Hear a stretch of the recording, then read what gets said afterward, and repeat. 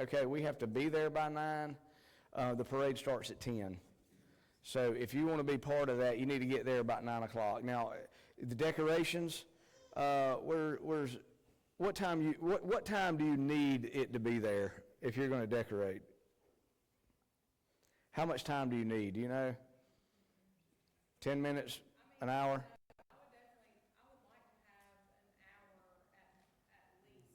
So maybe like 8:30, something like that. Okay, and so that's where it'll be, though. Okay, it'll be right there.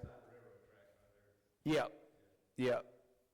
Right near the railroad tracks and all that right there. Yep, that's right. So okay, and if you want to help decorate, get there early, stuff like that. Okay. All right. And then also this Sunday, after Sunday morning, will be our VBS kickoff. We'll have a little meal here at church for those who are volunteering to be part of that, and we'll go over everything, all the things that's included and things we need to watch out for. And you've done this before, right? Who's never done this? Anybody? Okay, everybody's old pros. All right, that's good. That's good. All right.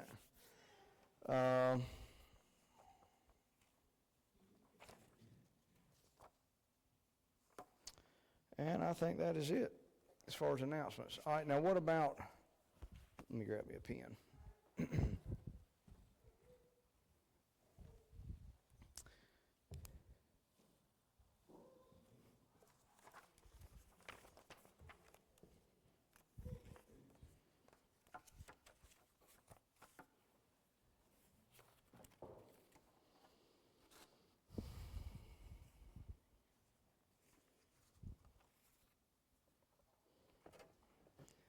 This is not as big as my other one up there.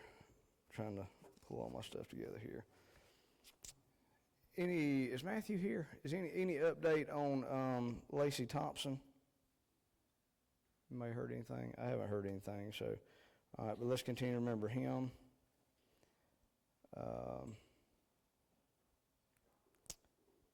What other prayer requests need to be mentioned?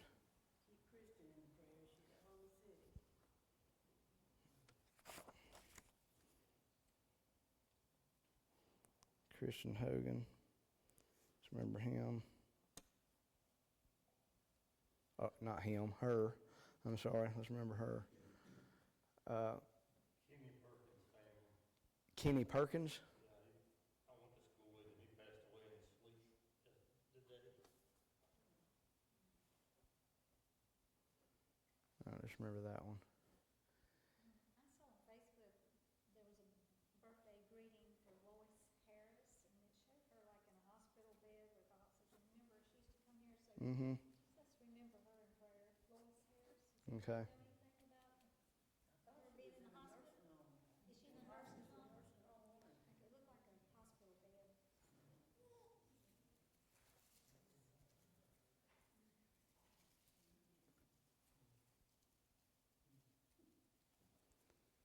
Okay. Chase, remember Chase? He's been having some issues today. Behavioral. Yeah. Okay. All right, let's remember him. All right. I seen where Brandy Green, Brandy and Jeff Green, I seen where Brandy had posted that their daughter had been diagnosed with cancer, Aubrey Green, and she ain't long been out of high school, I don't think. Somebody else may know it here for sure, but she's like around 18-ish. Okay. All right, anyone else? Tanner talked to Jackson Kaufman and said he did good. He hadn't mentioned that. Yeah. I talked to Jackson already, but I failed to mention that he had a hernia surgery Monday, and everything went well. And I was messing with him. He was still on anesthesia, right? And I was messing with him, and I said, and he's always basketball, you know what I mean? And I said, all right, I'm going to challenge you to basketball this afternoon. He said, all right, it's on, you know. I get right there, and I didn't know we're not doing that. And so anyway, so yeah, but he's doing good. I'm glad everything went well. So, all right, anything else? All right. Well, let's go to the Lord in a word of prayer. All right. Let's see. Dylan, you want to lead us in a word of prayer?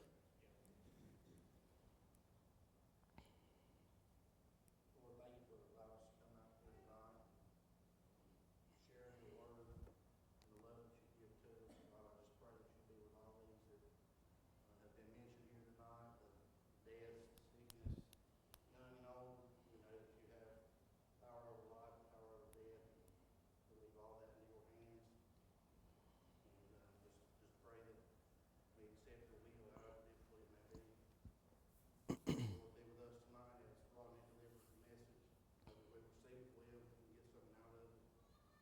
All these things I ask in your name, amen. Okay. All right. So again, a lot of what we've been dealing with this time is this particular class period is history, and kind of connecting some dots and seeing the hand of God interwoven through some of that history, and how God used people and how God used circumstances to bring about, again, our nation, really, to the birth of our nation, how it formed, and the beginnings and the foundation of our nation. And last week, I think somebody asked about the Pilgrims. Well, we're going to talk about the Pilgrims this week. That's why I didn't give you a whole lot of info last week, but we are dealing with Pilgrims. Now, and I want us to understand something, at least I hope you do. Anybody ever taken a class on church history? Anybody? Nobody. Okay, 2 or 3, okay. And I want to explain a little bit, probably a little more detail about how, when you went in Europe, what religion looked like. You know, like here, our culture, this is what we're used to, and we have churches on every corner just about, and whatever flavor or denomination you can choose or whatever, and there's all sorts. We have Wesleyan, we have Methodist, we have Presbyterians, we have Baptist, we have, what else is there? Greek, we have Greek Orthodox, we have that. There is a Catholic, but it's not prevalent. That's more prevalent in the Hispanic, but and there's a reason behind that. But nevertheless, so you can pick where you want to go, right? I mean, you have that freedom. You have that, and that's part of living in our country, is you have that freedom. Well, in Europe, you didn't have that freedom. There was a church, all right, and it was the state church or the Anglican church, or the Roman, in some cases, the Roman Catholic church, but. You had the one church that was approved by the king or approved by the authorities. You had that one church. And Miss Cynthia, you had to go to this church. And as a matter of fact, it got so severe. And part of this, it was not just religion, but it was political. It was the way that the government controlled that aspect of people's lives. All right, and they used that. So, for instance, we talked a little bit last week about indulgences. Didn't we mention that? Indulgences, what they were, about how you had to pay so much for a certain sin and that kind of thing.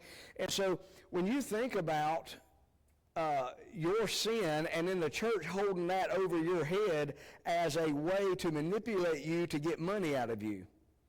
All right, now they could use that influence for political prowess or political manipulation. You with me? All right, so this is the type of church that was there.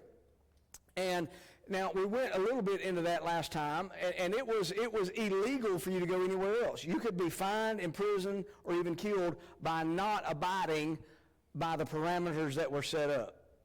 All right, so I mean, literally, it was very harsh. Now remember, so you had that environment, and then we talked about Martin Luther going and nailing his 95 Thesis on the church doors, and it caused a disruption, and that began oh goodness gracious, the Protestant Reformation. Yeah, there you go. The Protestant Reformation. That's what that began. So this was ongoing. All right, and then we also looked at, some of these groups had come over, and Jamestown had started. We spent a little time on Jamestown.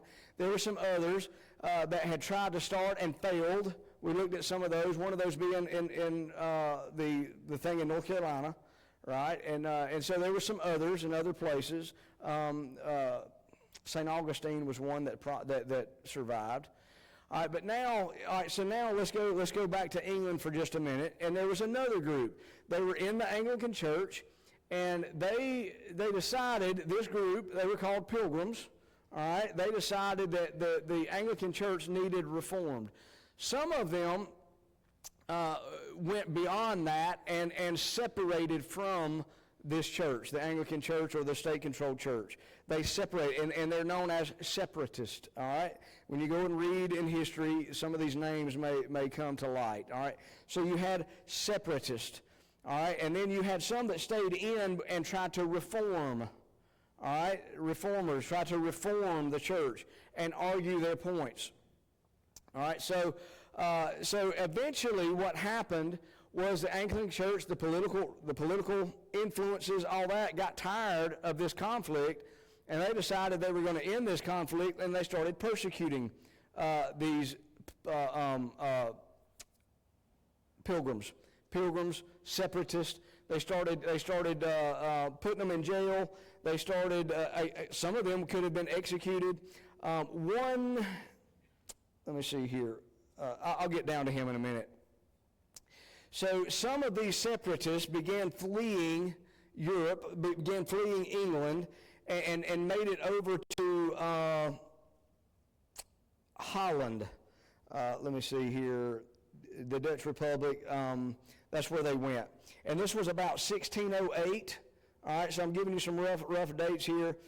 And then they would eventually, once they left there and they fled to Holland, there was persecution that was going on. So there was three things that happened when they left. Is one, they were decreed as breaking the law. This was under King James I, and he restricted religious. He enforced strict religious uniformity, and anybody refusing to attend the state church was a punishable offense. And another thing that they did, there was a rejection of the church hierarchy. The Pilgrims believed that the church leadership should be democratic and independent rather than controlled by bishops and the crown. Okay? So we see some of that in our churches today, right? I mean, we believe that we should govern ourselves and not some hierarchy or something like that. That's actually part of one of the Baptist distinctives, is the autonomy of the church. And then another thing that they were against was unbiblical traditions. They believed that the Church of England and the Catholic Church had strayed too far from the pure teachings of the Bible, and by adopting rituals and traditions. One of the guys that was put in prison because of this, who was a pilgrim, was John Bunyan. Anybody recognize that name? All right, so tell me what you know about John Bunyan. Okay. Do you know where he wrote it? He wrote it from prison. He was put in prison for resisting the church, the state church, and he stayed in prison for 12 years. Let that sink in a minute. I'm not going to worship how you want me to worship. I don't believe you're following the Scripture, and therefore I'm going to call it out, and I'm going to separate myself from it. Okay, you're going to go to prison. And he spent 12 years in prison, and during that prison term, he wrote Pilgrim's Progress. How many has ever read Pilgrim's Progress? Okay. If you've never read that, there's probably one in the library. But tell me, is there a Pilgrim's Progress in the library? There's not a Pilgrim's Progress. Oh, we need to get one of those.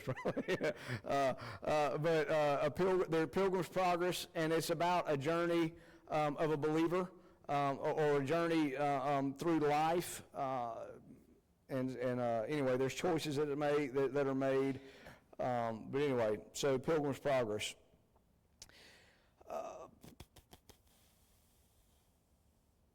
Okay, so these pilgrims, they moved to Holland, right, to try to escape this persecution.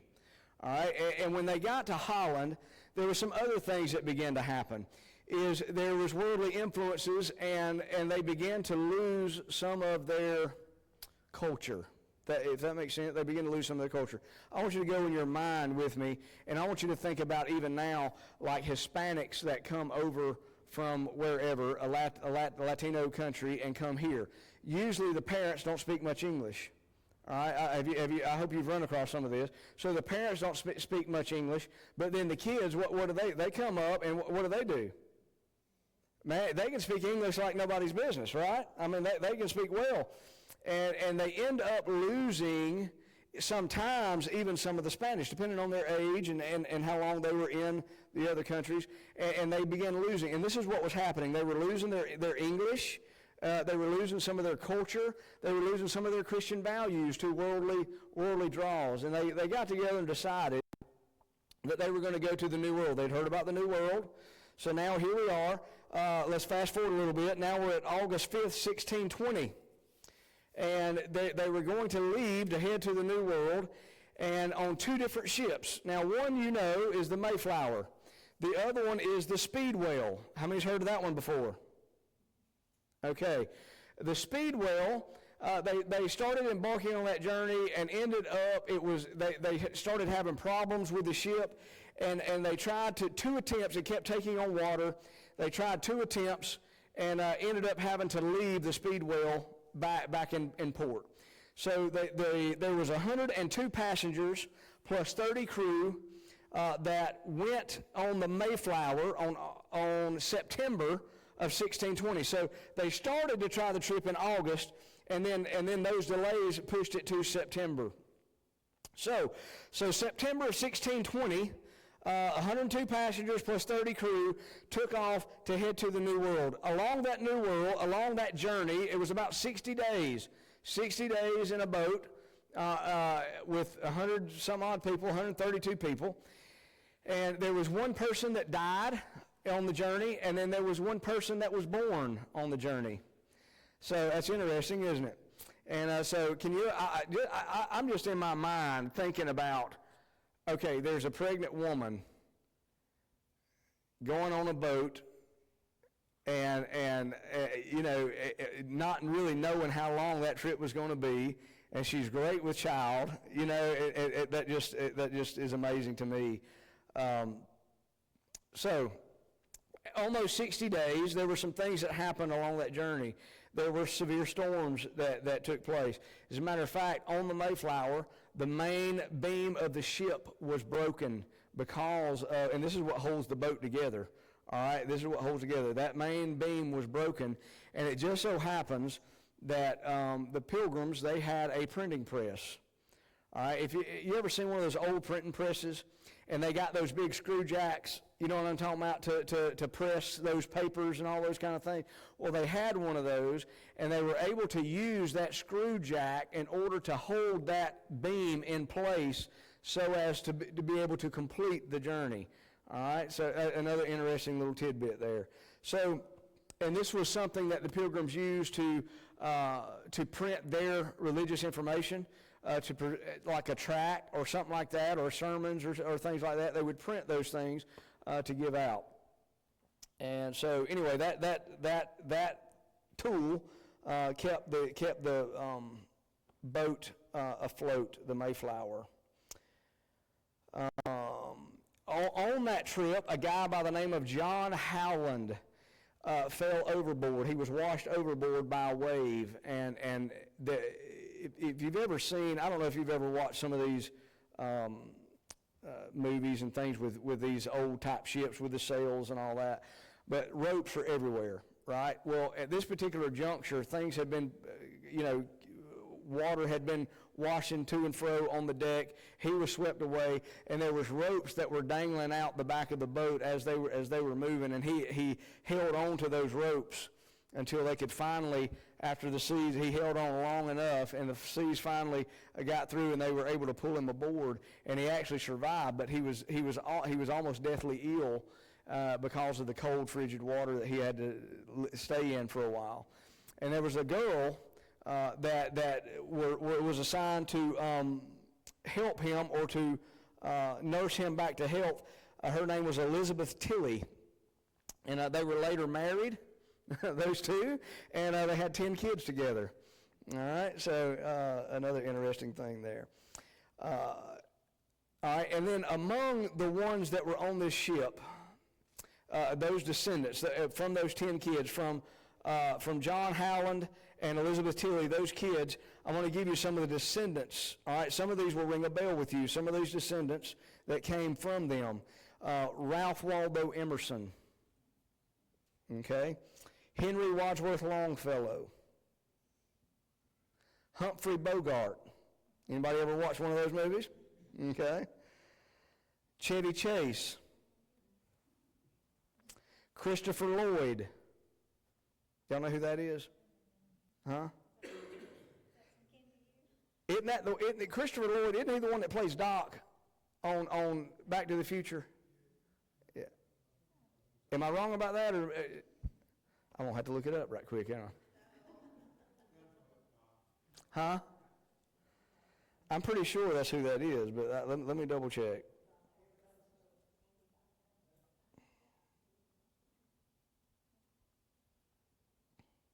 Yep, that's him. He played Doc on Back to the Future. Great Scott! You know that guy. But anyway, he comes from their line. The Bushes, George H.W., George W., and then Jeb Bush. Also, Sarah Palin comes from that line, and then Franklin Delano Roosevelt. So there's a few interesting characters that came from that lineage there. So when they left England, they came over and they had permission to settle and join the colony in Virginia. All right, so that's where they had permission to come to. But I told you about the storms. I told you about that, and they were blown off course, and they ended up landing in let me find it here.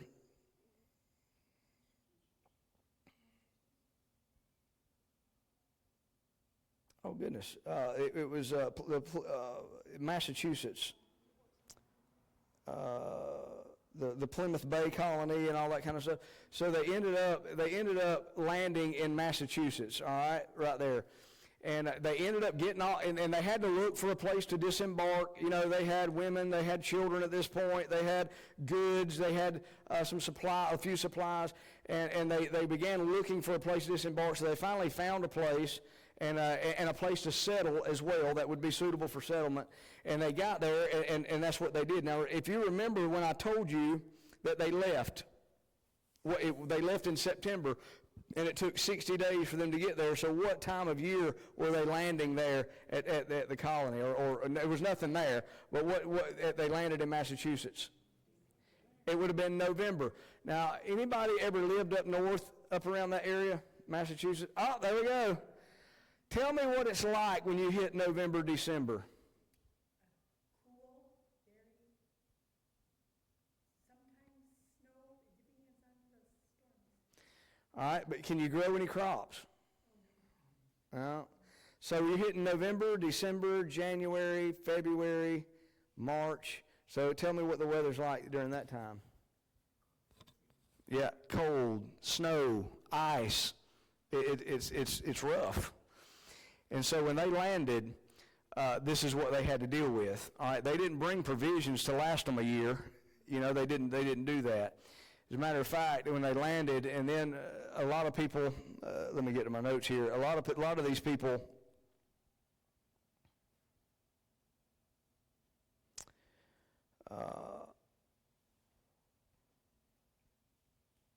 half of their number died in the first year.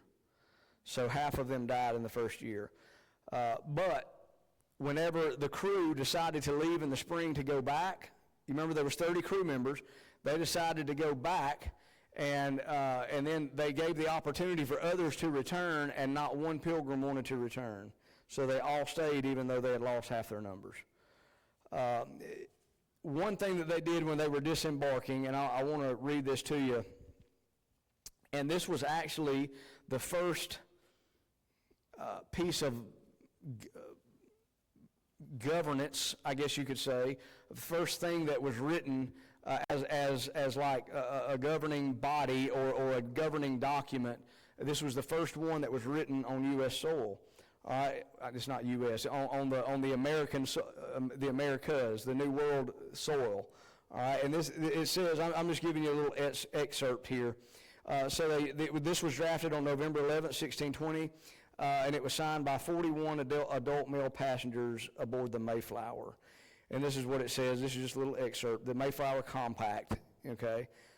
Having undertaken by the glory of God an advancement of the Christian faith and the honor of our king and country, a voyage to plant the first colony in the northern parts of Virginia, do by these presents solemnly and mutually in the presence of God and one another covenant and combine ourselves together into a civil body politic. All right, so they're recognizing God, and by the way, when they first got off, the first thing they did was kneel down and thank God. That's the first thing that they did for bringing them across the voyage, bringing them, well, I say safely. They did make it. One guy died, but they did make it, and they thanked the Lord for it.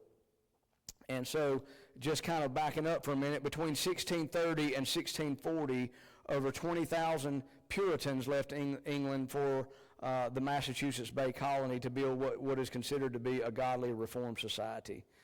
So you had, again, 20,000 people that was leaving Europe to come here to this particular colony. Pastor, it makes me wonder, and maybe Kelly can verify this. When we were in school, elementary school, that was a big thing to learn about the Pilgrims and why, Mm-hmm. what they did, giving thanks and talking about, the Mayflower. Do they even talk about that now in schools? Do they still do that? Yeah. Yeah. Anybody been there and seen Plymouth Rock? I've seen it. All right, I've seen it, and it's a rock, and it's got a date put on it, and that's pretty much it.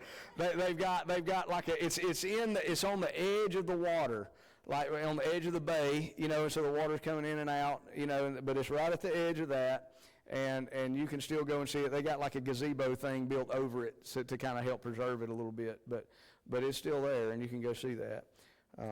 It's kind of a letdown because you're thinking, I'm going to see Plymouth Rock, man, I'm going to see, and there it is, it's a rock, that's pretty much it, but anyway, so all right, so they landed, and then they ended up meeting. I've got to give you some Indian history here. All right, there's a man by the name of Samoset. Anybody remember that name from history? No? Okay. He was an Indian, and he had learned already to speak English from some of the explorers that had come. You remember just south of there in the Virginia colonies, there were Jamestown, and they had been exploring and hunting and those kind of things and making contacts. And so this man Samoset, he found them. They came in contact with each other. Now, this is interesting, how God brings people. Can you imagine landing in the New World where you've never been, and you know that it's largely unexplored, and you end up meeting somebody that speaks English? Is that not just crazy? I mean, I'm just, all right, so having said that, and so this area that they landed were previously settled by an Indian tribe called Patausett, the Patausett tribe, if I'm pronouncing that right. I don't know, I can give you the spelling of it. But there was a certain tribe that lived there. It starts with a P, all right? But something had happened. They were a warring tribe, and there was sometimes fighting. Samoset was actually taken prisoner. He was captured by a man by the name of Thomas Hunt and sold into slavery in Spain. All right, so I'm giving you a little bit of his history. All right, so he was caught, and he was part of that tribe that inhabited that area. He was taken back to Europe, to Spain, where and again, he had learned English culture, he had learned European culture, he learned how to speak English, and a Catholic priest bought him and freed him. All right, he returned back to the New World, okay, or his homeland, where his tribe was from, and when he got back, that tribe had been wiped out by the plague. All right, and so there was no one left. As far as we know, he was the only one of that tribe that was left. So he began to live with with the Pilgrims, all right, because now he knew both cultures. All right, this is so interesting to me. All right, so God put somebody who had learned European culture and had grown up in the Indian culture, and now here he is, and he can speak both languages. All right, and there they are with the Pilgrims in this first year. All right, again, they had to get through that hard winter, but then after that, they meet him. All right, so he ends up introducing them to a chief that was the Wampanoag tribe. Starts with a W, okay? That tribe, and Chief Massasoit, and also a man by the name of Squanto. You might remember that name. Okay.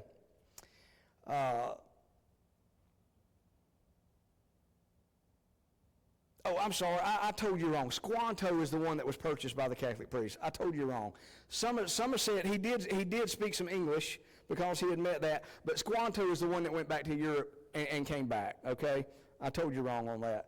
And then the chief where that was in that area in this other tribe, Massasoit, and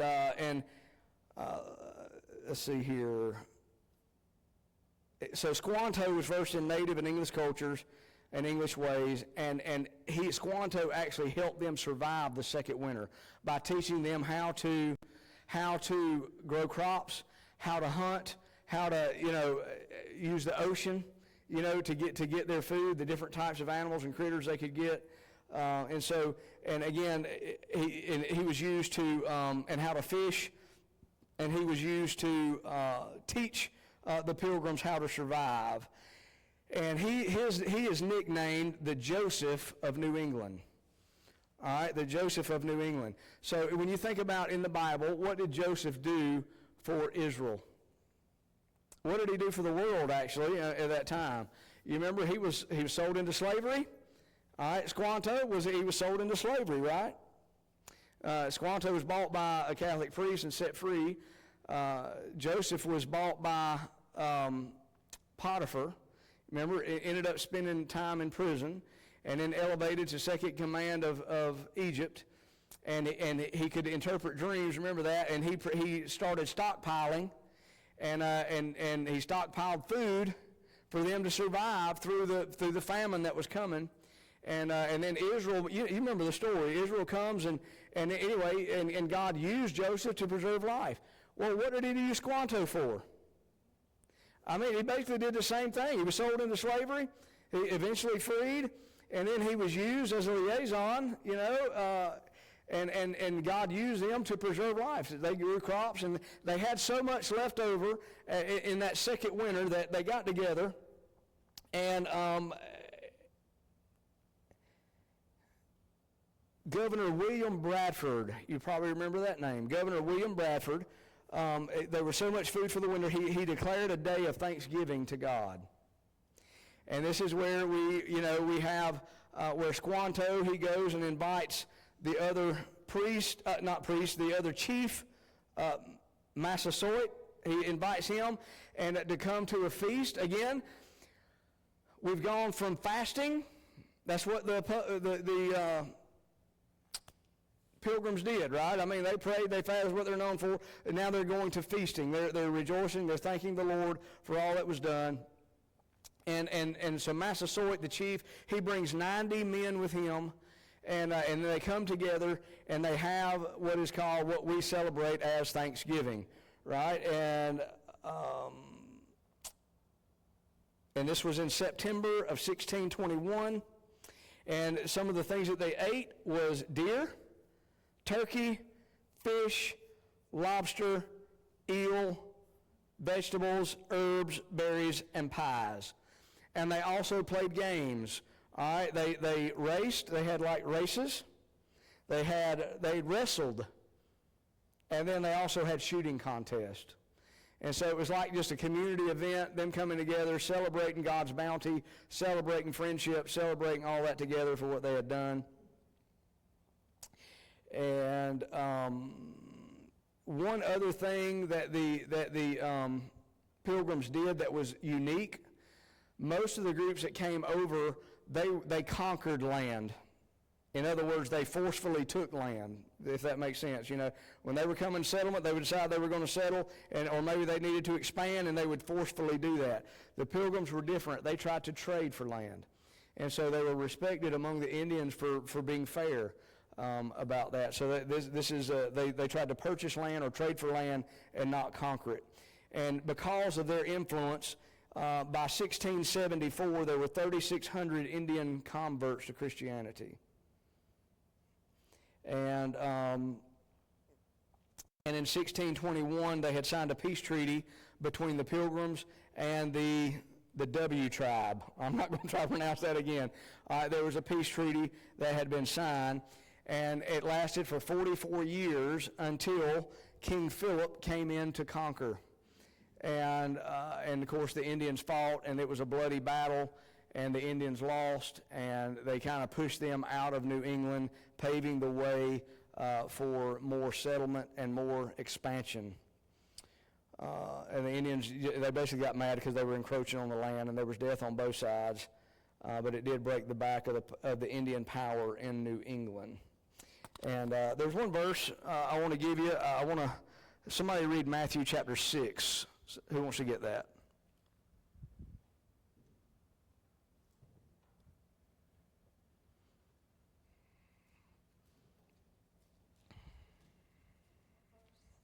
Chapter 6, verse number 31 and 32. Therefore take no thought, saying, What shall we eat? Or what shall we drink? Or wherewithal shall we be clothed? For after all these things do the Gentiles seek. For your heavenly Father knoweth that ye have need of all these things. All right, now I want you to think about for a moment the Pilgrims, how they were actually fleeing persecution, wanting to have freedom of religion. That's really what it boiled down to. And again, they ended up leaving Holland and leaving for the New World. Do you think that took faith? Not knowing what was ahead, not knowing how long the journey was going to be, not knowing how everything was going to turn out. I can just think of the pregnant lady. You know, I mean, she had to trust the Lord, you know. And they got there. Of course, they were Christian people. They thanked the Lord for it. And then along that journey, they brought somebody along. Squanto had spent 5 years in Europe. Now, so 5 years, God had already been preparing. Think of this. God had already been preparing somebody for when the Pilgrims got there to help them begin to learn how to establish things, how to grow things, how to fish, how to hunt. Now, again, to some degree, they could probably do some of that, some of it, but not. If I move to South Florida, am I going to be able to grow the same crops that I grow here? You see what I'm saying? There's soil types, there's weather, there's temperatures, there's all those things that come into play. And so God had prepared this guy, Squanto, to meet him who could already speak their language, who could already could speak the Indian language as well, and being an interpreter. He had already prepared him and placed him here. When the Pilgrims get here, they have somebody that can help them establish and help them get going, even though it wasn't easy. Don't get me wrong, it wasn't easy.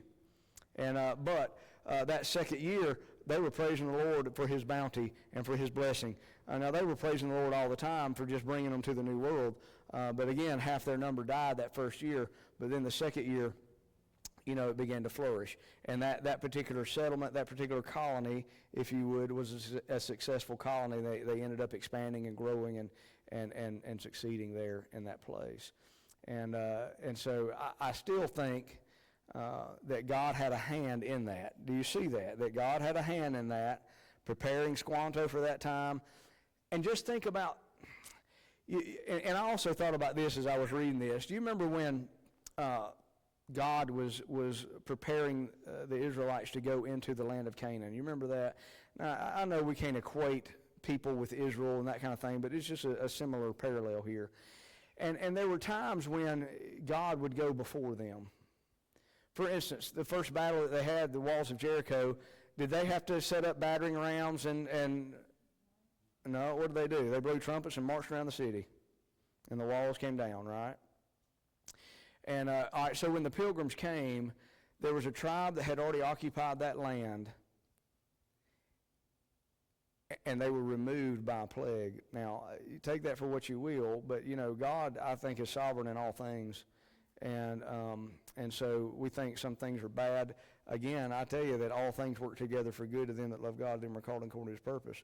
And I still think that God used even a plague to pave the way. They were a warring tribe. What would have happened if the Pilgrims had landed there and that tribe had still been there? Yeah, I mean, we wouldn't be reading the story. It would have been a failed colony attempt. That's what it would have been. But because I think God was working on both sides, behind the scenes, with other people, other circumstances, and God brought those people together 1,000 miles across the ocean for that colony to begin. And again, they're recognizing God, they're trusting the Lord, and they're taking a stand for what they believe the Bible teaches, in contrast to what the church in England was propagating and forcing upon them. All that makes sense? Okay. All right, so what did we learn tonight? Or maybe sometimes, look, I'm just going to be honest with you. I'm not a history teacher. All right, I'm a Bible teacher, and so this is a little more difficult for me because trying to keep these dates and people, it sometimes gets. And I hope I explain it in such a way that you can follow that. Anything that I said that you didn't follow or that I need to clarify on? Anything? Do you know how Squanto got from Spain to America? He jumped on a boat somehow. I don't know. He just returned after he was freed. He was bought by that Catholic priest and was freed, and once he was freed, that's when he returned back. So he was a free man at that point, so he could do his own choosing. I don't know if he I don't know how much a passage was back then. It couldn't have been a whole lot. He could have served. I don't know. I did not research that. That may be a good something to research. I just know he made his way back.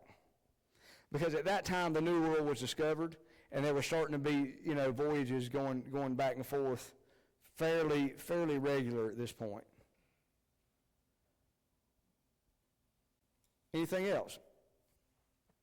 The Mayflower Compact, it was the first time it's anything religion really started in the world. But if they had actually landed in where the Virginia, that had never been made. That's correct. Seeing what that compact was Yep. by them. That's correct. Started actually part of our Constitution. Yeah. Yeah. Yep. All right. Anything else interesting that you gleaned from this? I thought about David in Psalms 31 where he wrote verse 16, my time is on his right hand. Yeah, that's right. It's amazing God's timing and how he does things, isn't it? It's an amazing thing. Yeah. Anything else? Is that not amazing to you that they met somebody that could speak both languages? That just blows my mind, isn't it? And God brings people to the occasion when it's needed. God's timing is perfect. Yeah. All right, anything else?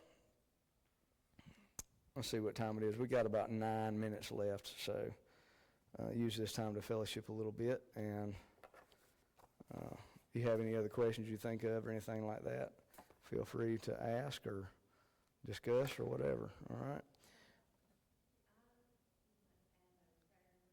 Okay.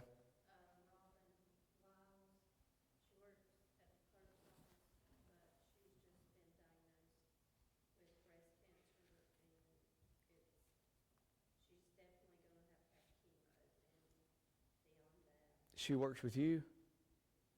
I kind of work with her. Okay. She works at the clerk's office, so I know her. Okay, let's remember this one. All right, let's be dismissed in a word of prayer. All right. Mike, you want to dismiss us? Mike, Lucas,